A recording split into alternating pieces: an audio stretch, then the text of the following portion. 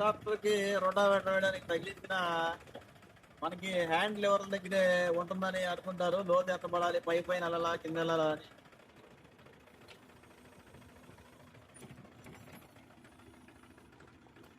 ఇట్లా మనం రొటావేటర్ వేసేటప్పుడు లోతు దిగడానికి మన చేతి దగ్గర హ్యాండ్ దగ్గర ఉండే లివర్లు అనుకుంటారు. కానీ చాలా మందికి తెలియని విషయం ఏంటంటే ఈ డాప్లింగ్ లో ఉంటుందని చాలా మంది తెలియదు. ఇలా డాప్లింగ్ మొత్తం వెనక్కి వదిలేస్తుంటే రోటావేటర్ అయితే ఇట్లా ఉంటుంది, ఇట్లా ఉంటే మనకైతే సరిగ్గా తెగదు.